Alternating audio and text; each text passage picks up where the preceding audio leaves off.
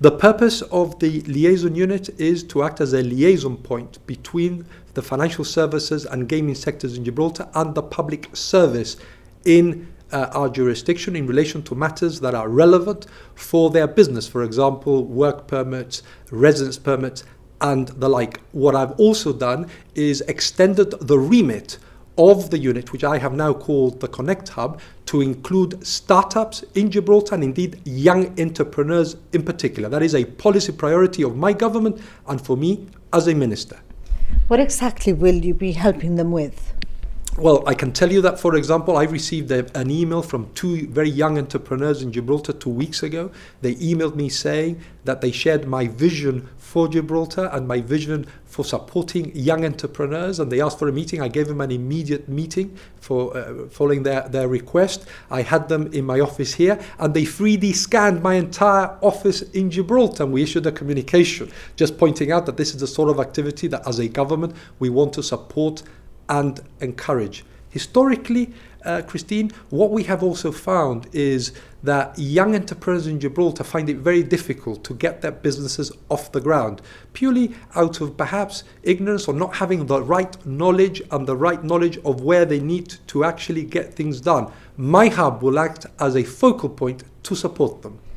Should the government not be looking at perhaps ways of making the process less laborious instead of having to guide entrepreneurs or perhaps in tandem through a process which you say, and I'm just quoting you here, can be perceived to be complex and time-consuming? Well, I don't think you can make the process less laborious. In other words, there is a formality to setting up a business in Gibraltar. You can never remove that level of formality. It's inherent in any system of governance, in any system where you're setting up a new business. So I don't think it's the process which is necessarily over laborious. It's the fact that if you're new to setting up a business, you are not exposed to these things. I mean, I had a very successful entrepreneur, Christine, 18 months ago, coming to see me, and we sat down and I wanted to understand his experience in having set up a very successful business in Gibraltar. I was a Gibraltarian that set up a leading global tech company in Gibraltar, and I wanted to see exactly what his experience was at the beginning. And he said, Nigel, I struggled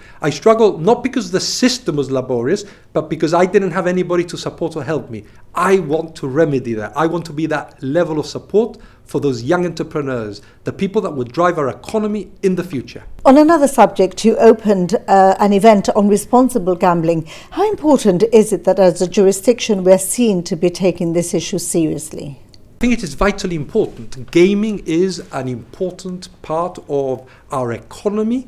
In fact, 25% of our GDP is attributable to gaming activities in Gibraltar. That also brings a level of responsibility, and therefore I opened the conference 2 days ago at the University of Gibraltar, and the focal point of that particular conference, there are other conferences with other aspects, that particular conference, the focus was responsible gambling in the workplace and doing whatever needs to be done to support employees that obviously are engaged in gambling and that might develop into issues. And we must do everything possible to avoid that and to support individuals in those cases.